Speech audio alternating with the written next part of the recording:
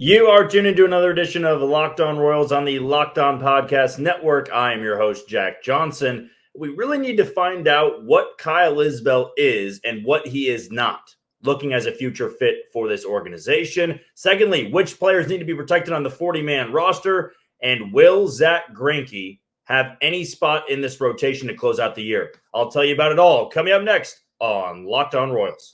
You are Locked On Royals, your daily Kansas City Royals podcast. Part of the Locked On Podcast Network, your team every day.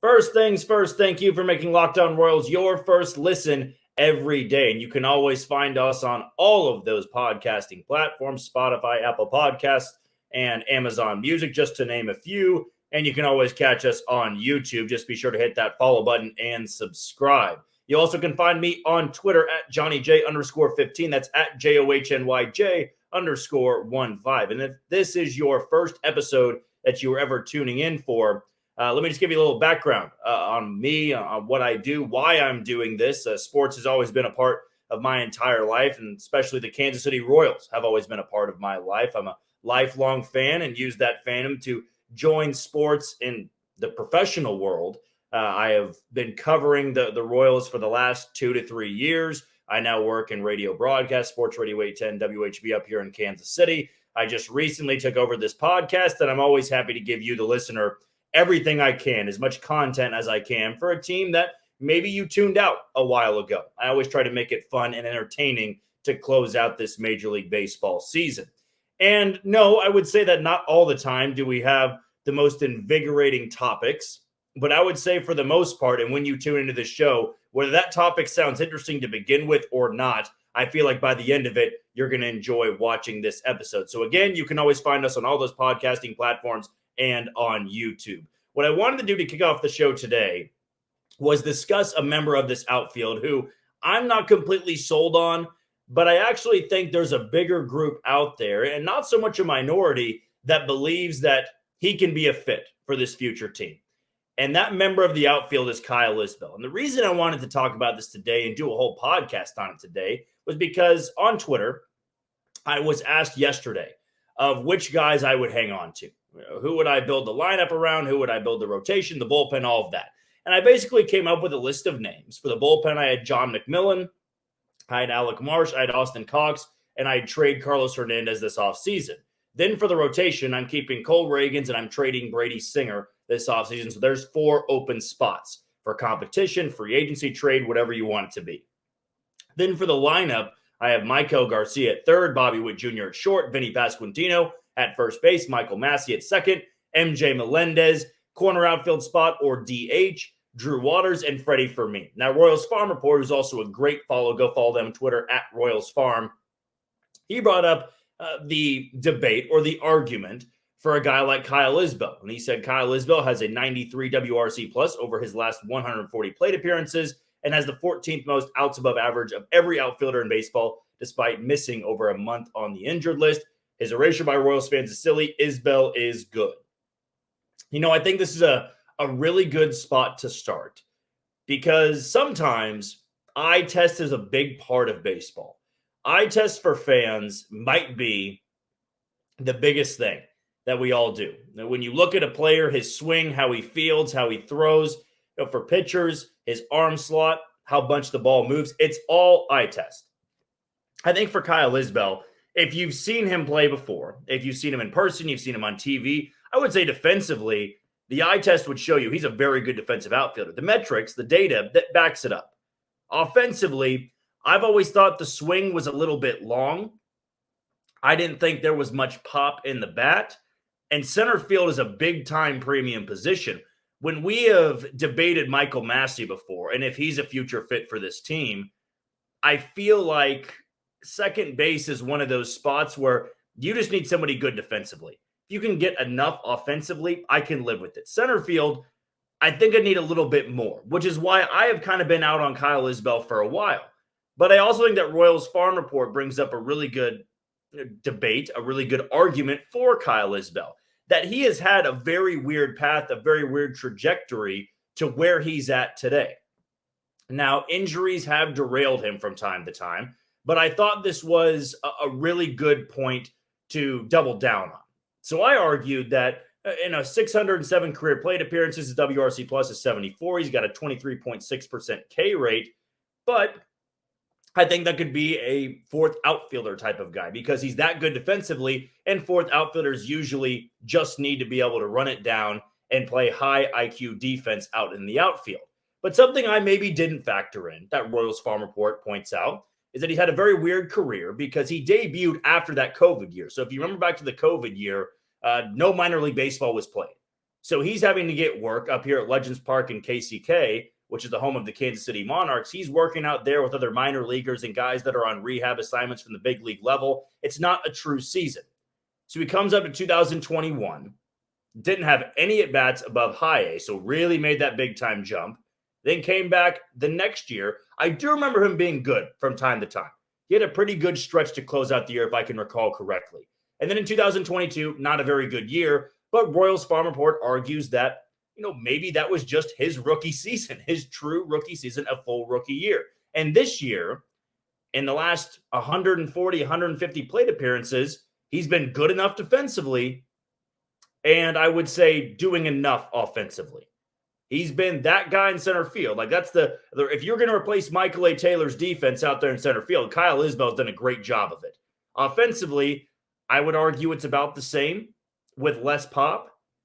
And I don't want to say that it's going to be a Cody Bellinger or a Kevin Kiermaier out there in center field because that does feel like a long shot. I mean, you go Cody Bellinger, you are really opening up that wallet and giving a hefty price to a guy that, yes, has been fantastic for Chicago, but I also don't think it's going to want to come play in Kansas City when he's playing for the Cubs or he's playing for the Dodgers and teams like that. He's going to want to go to a true contender.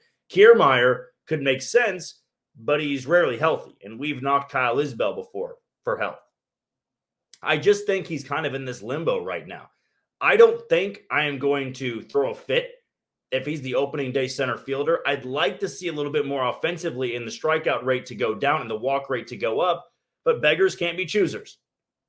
I always believe that there is a better guy out there, or I have believed that there's a better guy out there than Kyle Isbel, but I don't have a perfect fit just yet.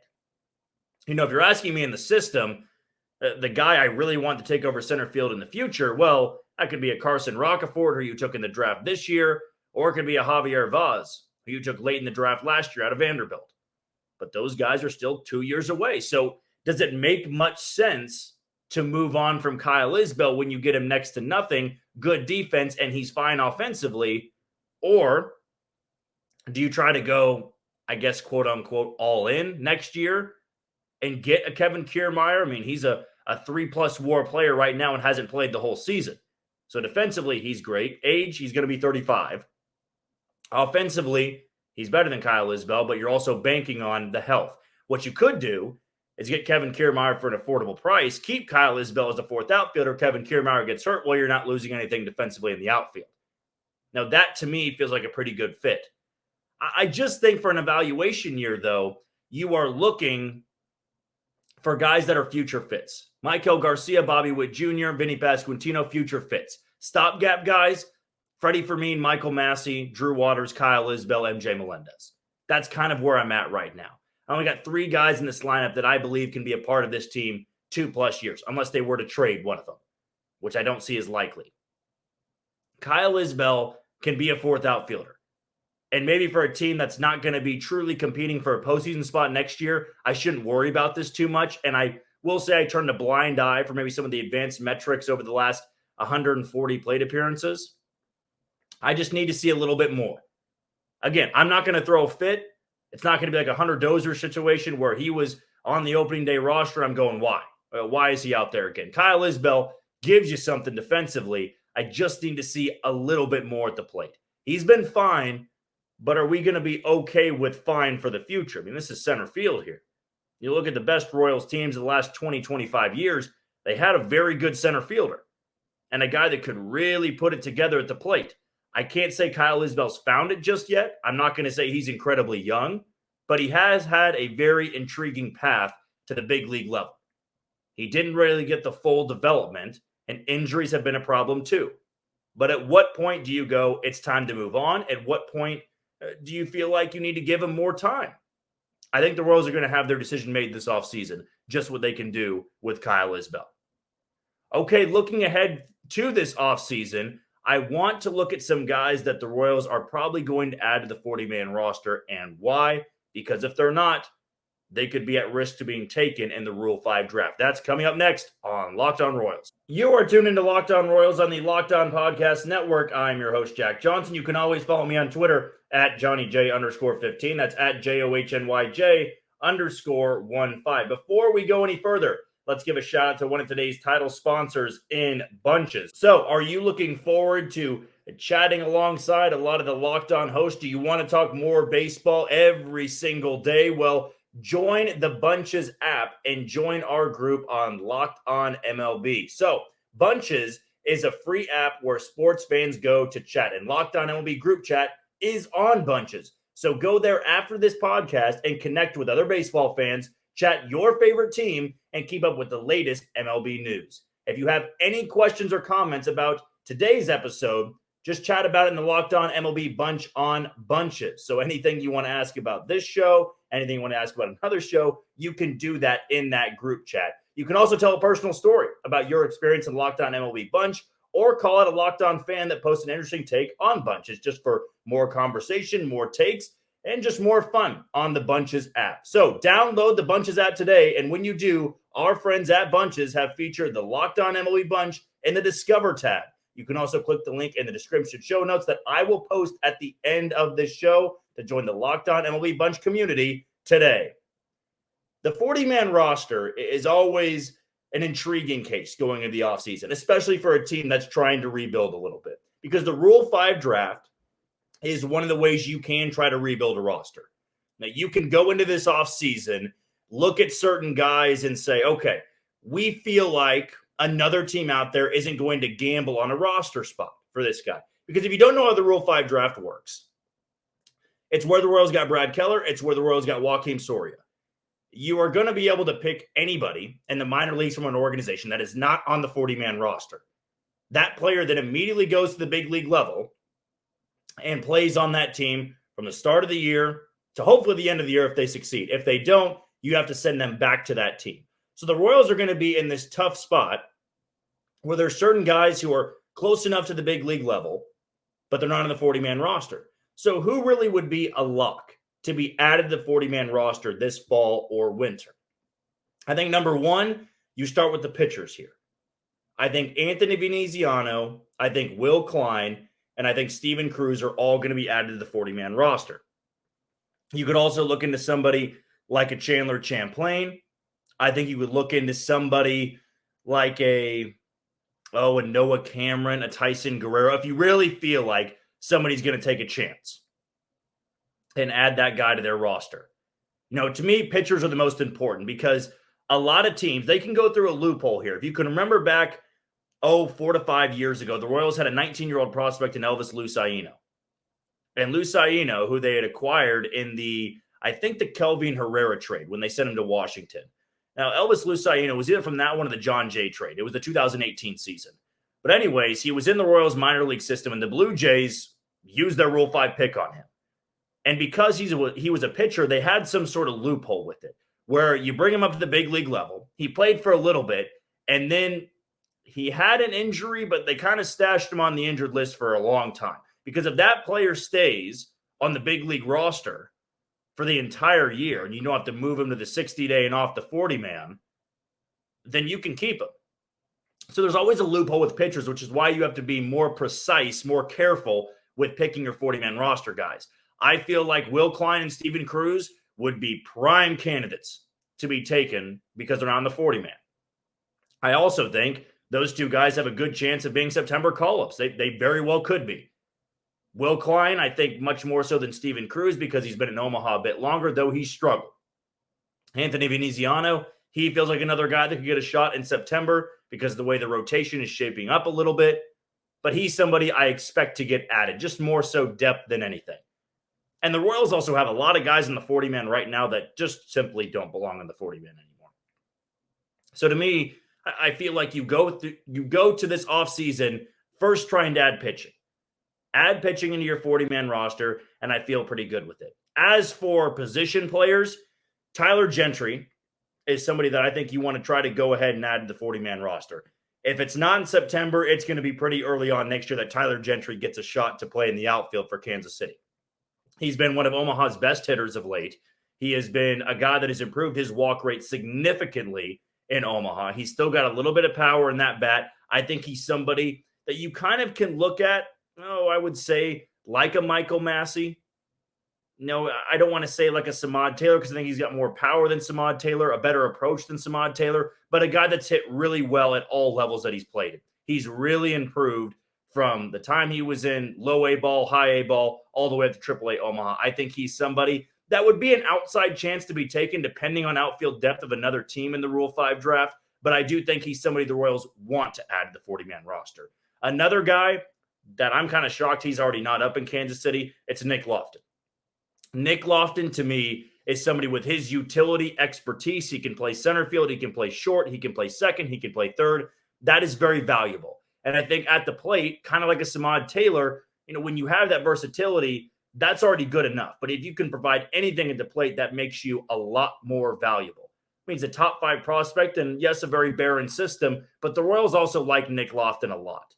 I mean, you used a high-round pick on him. Eventually, you got to see what he's got at the big league level. I think some of this success in AAA is going to translate to the big league level. So he's somebody out there, I think, that would be another lock for the 40-man roster. You want to go one step further, you could always add somebody, let's say, like a John Rave. John Rave, who's had a pretty good year in the outfield. Tucker Bradley as well. He's had a really good year in AAA Omaha. I just don't know if it's really a concern that they're going to be taken. That's what you have to evaluate here. Like I said, pitching, you got to worry about far more than a positional player when adding guys to the 40-man roster. That's why I want to hammer in the point. Pitching is vital here. If you don't want to lose somebody in the 40-man roster, shake up or shape up, whatever you want to call it, you got to add them to the 40-man roster, which is somebody like Chandler Champlain, who you got in the Andrew Benintendi deal. He's one of my first adds because I would be concerned that because of the numbers, because of his age, somebody's going to take a chance on him. Good frame, 6'5", 220, great numbers in high and AA this year. Like somebody could take a look at him being 24 years old, a little bit more seasoned, and give him a chance. Steven Cruz, same thing. Will Klein, same thing. Power fastball, wipeout stuff, stash him in the bullpen. They don't do as well, 10-day IL. That's what they did with Elvis Luciano, was 10-day IL, 10-day IL, 10-day IL. They just stashed him away over and over and over again. He still held a roster spot, but they were willing to take that chance because they believed in him. He didn't turn out to be much, but that's why the pitching is taken so much more in the Rule 5 draft. It'll be fun to cover in the weeks leading up to it because I'm a sucker for Rule 5 draft picks. I love covering the draft, and I was always, upset when the Royals didn't take anybody or passed on somebody because you can pass on your pick and it goes to the next team. But what the Royals have right now in their system, the good thing is, as crazy as it sounds, their system's not very deep. So there's not going to be many teams trying to pluck guys from high A or just got to double A. It's going to be guys on the AAA roster with power stuff. Or if you have a big-time bat like a CJ Alexander, who they got in the Drew Waters trade last year from Atlanta, if somebody takes a chance there. But I don't think, he's at risk, really. It's all about pitching. If you want to really dive a little bit deeper, one of the odd 40-man roster adds, but it made a lot of sense, was Diego Hernandez. It was one of the young, better-hitting outfield prospects they had, only about 21, 22 years old. And then he had a shoulder problem, shoulder separation, I believe, in spring training. Now he's back in AA Northwest Arkansas, but the Royals protected him. You can do something like that. Somebody in high Quad Cities, Juan Carlos Negrete, who is far past the age I think that you want to be at for high A. He's a Cuban outfielder they got in that the Braves scandal where they went over the international signing pool bonus money over that slot. And the Royals got to pick up a couple of guys for that system. They just actually released Jeffrey Del Rosario, but Juan Carlos Negrete was one of those other guys. You could protect him if you think somebody's going to take a chance. You could go even lower than that. Maybe it's somebody like a Javier Vaz. Some guys, it's more so, you can't just, like, for instance, they couldn't take Blake Mitchell. You can't take guys that were just drafted. You couldn't do something like that. It's guys that are, on the doorstep at the big league level, have been in the minor leagues for a long time. You have to add them to the 40-man roster or you take your chance. And those are some of the guys right now that I feel like the Royals are going to protect. Royals Review did a great story on it earlier today about some locks, some semi-locks, and then guys that are long shots. I really encourage people to go out there and read it. But to me, I totally agree with the article. I feel like Will Klein, Steven Cruz, I think Tyler Gentry, Nick Lofton are the 5 locks here. Those are the 5 guys I'd expect the Royals to add to the 40-man roster this offseason. Okay, before we wrap up this podcast episode today, I want to look at this rotation and how they can handle the Zack Greinke spot. I think there is a role that he can fit in, but is it something the Royals really want to work through? I'll tell you if they want to, coming up next on Locked On Royals. You are tuned into Locked On Royals on the Locked On Podcast Network. I'm your host, Jack Johnson. You can always follow me on Twitter at JohnnyJ_15. That's at JOHNYJ_15. Before we talk about this rotation and a little bit more on Zack Greinke, let's give a shout out to today's other title sponsor in Sleeper. I've got some fun picks for a game later on tonight, and it's from a team that the Royals just saw in the Bay Area, the Oakland Athletics. They'll be on the south side of Chicago, taking on a White Sox team that seems completely lost. New GM coming in. Who knows if Pedro Grifol is going to be gone, but at least they have a chance to have a fun home series against an Oakland A's team that doesn't have great pitching and an Oakland A's team that just simply can't keep up with that type of offense in Chicago. So for one of my picks tonight, I'm going to go with Luis Robert to homer in this game. He's one of the 10 best players in all of Major League Baseball. Why would I bet against him? He is truly being a transcendent talent. May not seem like he wants to be there all the time, but I think he's going to have a good time tonight in sending one out in the south side of Chicago against this Oakland A's pitching staff. The second pick I do want to make, I'm going to go with Estuary Ruiz. Yes, I'm going to throw in one pick for the Oakland A's. I expect him to steal at least one base in this game. He is a stolen base leader, not just in the AL, but in all of Major League Baseball. So I expect at least one time tonight, whether he starts or he comes in as a pinch runner or late inning defensive replacement, I'd expect him to get at least one stolen base against the Chicago White Sox. Now, with Sleeper, do you agree with my picks? Do you think Robert's going to hit the home run? You think Ruiz is going to get that stolen base? Well, I sure do. And on Sleeper, you can swing for the fences with up to 100 times the payouts. All you have to do is choose 2 or more players that you like and select more or less on their stat categories like home runs, strikeouts, hits, and more. Get your picks right, and you could win big with Sleeper. I don't want to look at Zack Greinke in a bad light or like he's a burden, because what he's done in Kansas City, what he's done for baseball, has been remarkable. I mean, he is one of the most interesting guys that baseball has ever seen. But now he comes back and he joins a pitching staff that is completely depleted. They have a rotation that has 2 stable guys, Cole Reagans and Brady Singer. And Singer will throw tomorrow night at Safeco Field against the red-hot Seattle Mariners, who have won 8 of 9 games. But it feels like Zack Greinke's in that spot where it's more so of a question than just forcing him to do something. I think the question the Royals should be asking Zack Greinke is, how do you want to go out? How do you want to finish your career? Because I don't expect the Royals to bring back Zack after this year. I don't know if Zack Greinke will pitch again after this year. I think they should ask. I think they owe him that. That's what I would say. They owe Zack the respect to just ask him what role he wants. Now, Zack may say, well, I have not been that very good on the road this year. How about I just start the home games? Any home game where my spot would be up in the rotation, I get a shot there. Or he could look at the role that he had against Oakland the other night, where Angel Serpa was the opener and he was the bulk pitcher. And he could say, I want my numbers to look a little bit better than they do right now to close out the year. And maybe the best way to do that is me only throw 4 innings or so. Or Zack could say, let me be the opener. Let me go through the first 3 innings and then turn it over to somebody else. That's where I think they need to handle this situation. That's how they need to handle this situation. Because Zack Greinke is a Royals Hall of Famer. He's one of the most famous Royals of all time. in my generation, my childhood, Zack Greinke's always been a part of baseball. And I know some fans have some rugged feelings about him. They've got some abrasiveness towards him because the way that he first left, he didn't want to stay in Kansas City because they weren't going anywhere. And the Royals go on to win a World Series. And then later down the road, Zack did as well. So I think both parties benefited a lot from this. They profited from this. And in the end, Zack Greinke's final hours in the big leagues, he wanted to come back to where it all began. And I think that should have repaired a lot of the bad relationships or the bad taste in the mouth of a lot of Royals fans when he first left, which is where I'm at. I don't think Zack Greinke needs to be getting the ball every fifth day and throwing 5 or 6 innings. He just doesn't have it anymore. The gas tank is on empty. And when the gas tank's on empty, you try to make this as easy as possible on him. Make it as easy on Zack as you possibly can. And also, develop some guys along the way. I really did like the way they used Zack Greinke as the bulk guy in Oakland, at least on the road. Because on the road, Zack has not been good ever since coming back in a Royals uniform. At home, he's been really good.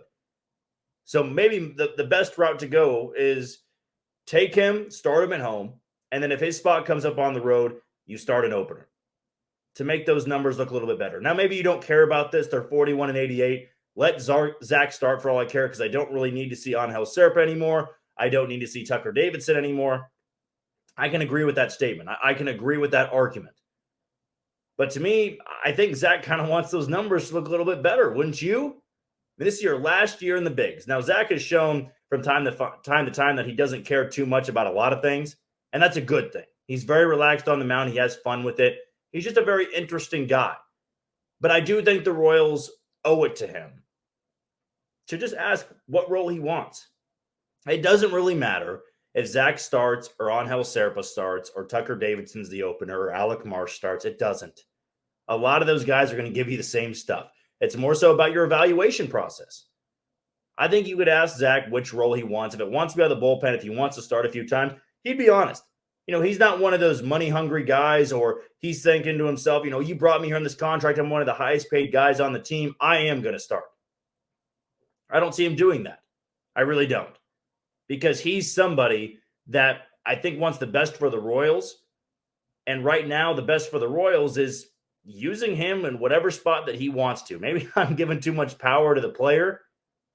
But when you're 41 and 88 and you have a Hall of Famer on your hands, let him choose this one. Let him choose this one. If there was somebody else that was pounding on the door to make starts in front of him, that's another thing. But maybe he wants to be the bulk pitcher. Maybe he wants to be in long relief. Who knows what Zack wants? But in this final month of maybe his career, I think that's the best thing to do for the Royals with this rotation, the state of the rotation, and for a true legend that is on their pitching staff. For who knows how many starts, how many innings, how many strikeouts. That is going to do it for another edition of Locked On Royals on the Locked On Podcast Network. I've been your host, Jack Johnson. You can always follow me on Twitter at JohnnyJ_15. That's at JOHNYJ_15. And you can find us on all those podcasting platforms like Apple Podcasts, Spotify, Amazon Music, just to name a few, and on YouTube. Just be sure to hit that follow button and subscribe. But until next time, you take it easy, Kansas City.